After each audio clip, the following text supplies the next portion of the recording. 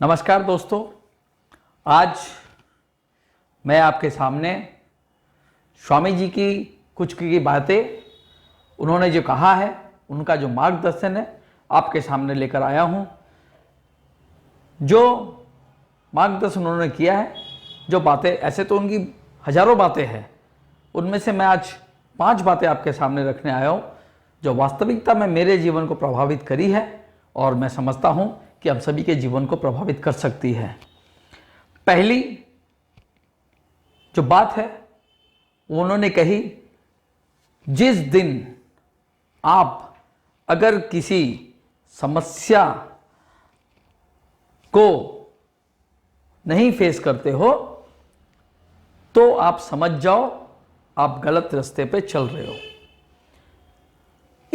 उन्होंने इस बात पे फोकस रखा है कि अगर आप कुछ करते हो, कुछ सही काम करते हो, उसमें समस्या आएगी। समस्या से घबराना नहीं है, समस्या से लड़ना है, क्योंकि समस्या इंसान को मजबूत बनाता है, दुर्बल नहीं। और समस्या को ही हम ओवररूल करके, समस्या को हम पार करके अपने जीवन के लक्ष्य को हम पा सकते हैं। दूसरी बात उन्होंने कही है, उठो जागो और तब तक लक्ष्य की ओर बढ़ो जब तक कि तुम्हें लक्ष्य हासिल ना हो जाए। दोस्तों, इसमें स्वामी जी ने कहना ये चाहा है कि हमें अपना जो लक्ष्य है, जो लक्ष्य हमने निर्धारित किया है, जो जिस टारगेट पे हमें पहुंचना है, वो टारगेट जब तक हम अचीव नहीं करते हैं तब तक हम शांति से नहीं बैठ सकते हैं। अगर आप टारगेट के पहले अगर अपने आप को रिलैक्स दे देते हैं तो आप अपने लक्ष्य पर नहीं पहुंच सकते। आपको उठना है। उठने का मतलब यहां पर यह है कि आपको लक्ष्य को समझना है, आपको लक्ष्य निर्धारित करना है, जागना है। जागने का मतलब यह है कि आपको अपने अंदर का जो ज्ञान है उसे जगाना है ताकि हम लक्ष्य की ओर जा सके। और चलते रहना, निरंतर चलना है जब तक कि हम अपने लक्ष्य को प्राप्त ना कर ले। इसमें तीसरी बात जो है स्वामी जी ने जो कही है, अनुभव ही आपका सर्वोत्तम शिक्षक है। इसीलिए जीवन में जब तक आप जीवन जी रहे हैं तब तक आपको सीखते जाना है। दोस्तों, इस बात से मुझे तो बहुत फर्क पड़ा है। हम लाइफ में जो भी करते हैं, जो भी सीखते हैं, उससे चाहे हम सफल हो चाहे असफल हो, दोनों ही हमें कुछ न कुछ सिखाता है और उससे हमें कुछ न कुछ अनुभव होता है। और वो जो अनुभव होता है वही हमारा सबसे बड़ा शिक्षक होता है। तो दोस्तों, अनुभव ही हमारा सबसे बड़ा शिक्षक है। हम अपनी एजुकेशन समय, एकेडमिक समय जो भी सीखते हैं वो हमारे लक्ष्य तक ले जाने के लिए पर्याप्त नहीं होता है। उसके बाद प्रैक्टिकल लाइफ में जब हम प्रैक्टिकली जब समस्या के सामने आते, जब काम करने जाते हैं, तो हमें कई तरह की ऐसी समस्याएं सामने आती है जिसको हम जब अपने पढ़ाई के समय हम नहीं फेस करते हैं और उसको जो है हम अनुभव के थ्रू ही उसको समझ सकते हैं।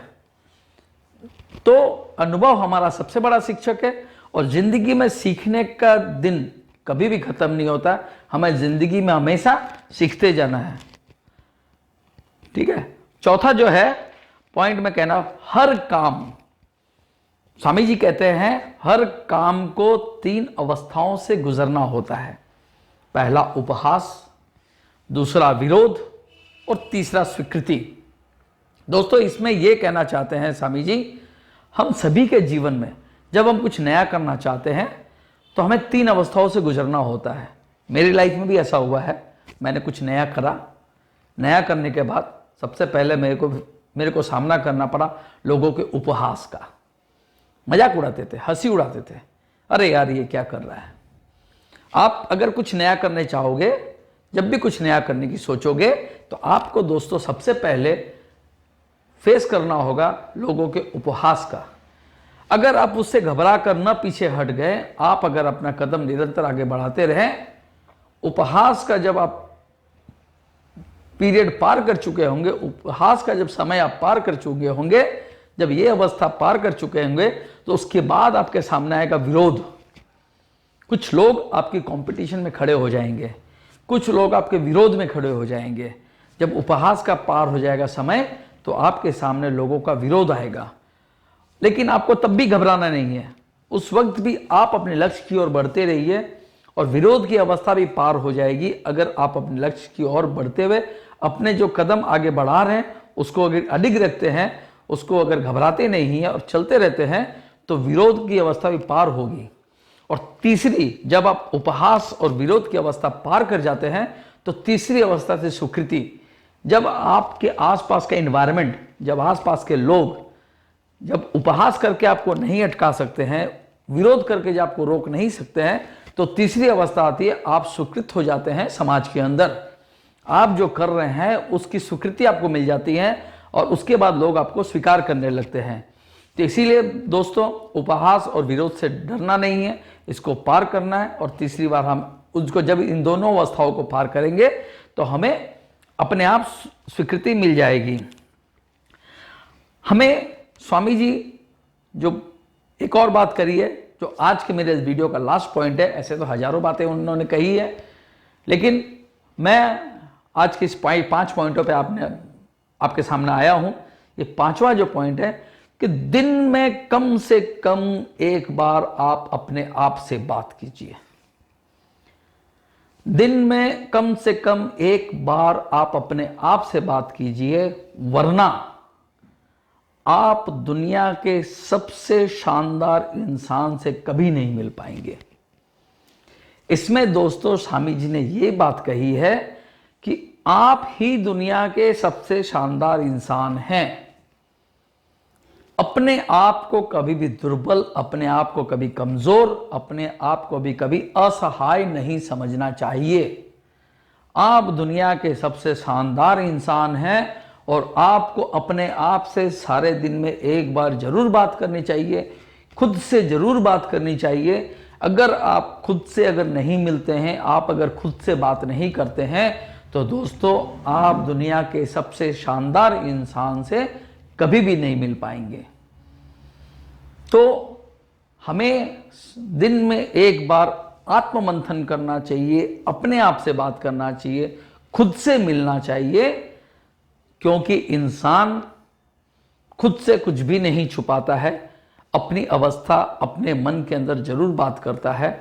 और हमें इस बात को ध्यान रखना चाहिए, वरना आपके अंदर का जो शानदार इंसान है उससे आप कभी नहीं मिल पाएंगे और आप हमेशा वहां से वंचित रह जाएंगे।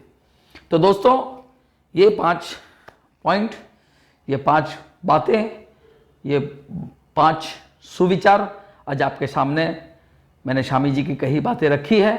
अगर आपको ये वीडियो पसंद आता है तो आप मेरा चैनल जरूर सब्सक्राइब करें और नोटिफिकेशन के लिए बेल बटन को जरूर दबाएं। अगर आप फेसबुक पे मेरा वीडियो देख रहे हैं तो जरूर मेरे पेज को फॉलो करें। आने वाले दिनों में ऐसे मैं और वीडियो लेकर आऊँगा। सभी को नमस्कार, जय हिंद, भारत माता की जय।